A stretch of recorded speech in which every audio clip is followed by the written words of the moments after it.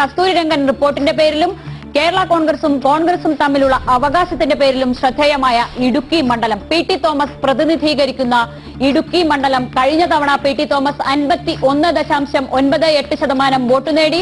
എതിരാളി Francis George 42.46% vote നേടി. ബി.ജെ.പിയുടെ ശ്രീനഗരി രാജൻ നേടിയത് 3.59. ഇനി 2014 ഇടുക്കിയിൽ വോട്ടർമാർ എന്തു ചിന്തിക്കുന്നു എന്ന് സർവേ ഫലം വ്യക്തമാക്കുന്നു.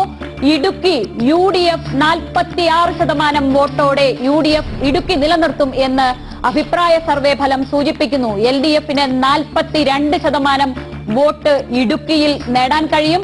ബി.ജെ.പി 7%, മറ്റുള്ളവർ 5% എന്നാണ് 2014 സർവേ ഫലം. UDF 46%, LDF 42%, BJP 7%.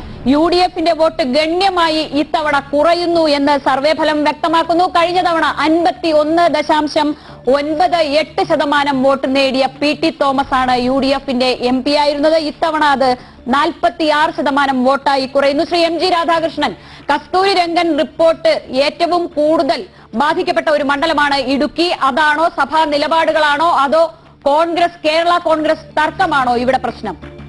ഇവിടെ ഇതെല്ലാം പ്രശ്നമാണ്. പക്ഷെ ഇതൊന്നും വലിയ അട്ടിമറികൾക്ക് ഇടുക്കിയിലെ സാധ്യതയില്ല എന്നും കൂടെ തീർച്ചയായിട്ടും ഹിന്ദു പറഞ്ഞ പോലെ 6% വോട്ട് കുറയുന്നത് ചില്ലറയല്ല.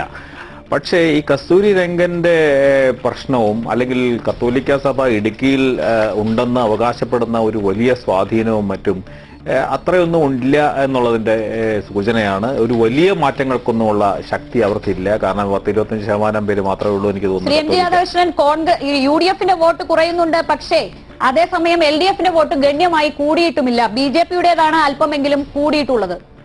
അതെ, അപ്പൊ അത് പിന്നെ ബി.ജെ.പിക്കാണ് ആ വോട്ട് കുറഞ്ഞത്, അല്ലെങ്കിൽ വോട്ട് UDFന് കുറഞ്ഞത് ചെന്നത് എന്നാണ് ഈ കണക്കനുസരിച്ച് നമുക്ക് മനസ്സിലാക്കേണ്ടത്. പക്ഷെ ആ കുറഞ്ഞതിൽ ഒരു പ്രധാനപ്പെട്ട ഘടകം ഈ കേരള കോൺഗ്രസിന് ഇനി വരാൻ പോകുന്ന ദിവസങ്ങളിൽ കേരള കോൺഗ്രസ് അല്ലെങ്കിൽ ജോസഫ് ഗ്രൂപ്പിന് ആ സീറ്റ് ആഗ്രഹിക്കുന്ന പോലെ കിട്ടിയില്ലെങ്കിൽ അത് ഉണ്ടാക്കാൻ പോകുന്ന രാഷ്ട്രീയ പ്രത്യാഘാതങ്ങൾ എന്തൊക്കെയാണ്, ഇതൊക്കെ വളരെ വളരെ പ്രധാനപ്പെട്ട ഘടകമാണ്. പക്ഷെ അടിസ്ഥാനപരമായിട്ടുള്ളത് കസ്തൂരിരംഗനും കത്തോലിക്ക സഭയും മറ്റും കാണിക്കുന്ന, കസ്തൂരിരംഗൻ ഇഷ്യൂവിലും മറ്റും കാണിക്കുന്ന ഒരു വലിയ ബഹളം ചിലപ്പോൾ ഒരുപക്ഷെ കൗണ്ടർ പ്രൊഡക്റ്റീവ് പോലും ആവും. കാരണം കത്തോലിക്ക സഭയ്ക്കെതിരായിട്ട് ഇപ്പോൾ പ്രത്യേകിച്ച് SNDP പോലെയുള്ള സംഘടനകൾ പി.ടി. തോമസിന് അനുകൂലമായ നിലപാടാണ് സ്വീകരിച്ചിരിക്കുന്നത്. അപ്പോൾ ഇടുക്കിയിൽ വളരെ ശക്തമാണ് SNDP സമുദായത്തിന്റെ ശക്തി അവിടെ. അപ്പോൾ ഈ പി.ടി. തോമസിനെ അങ്ങ് തകർത്ത് കളയാം എന്നുള്ള ധാരണയൊന്നും വിലപ്പോവാൻ സാധ്യതയില്ല എന്നുള്ളതാണ് ഇതിന്റെ സൂചന.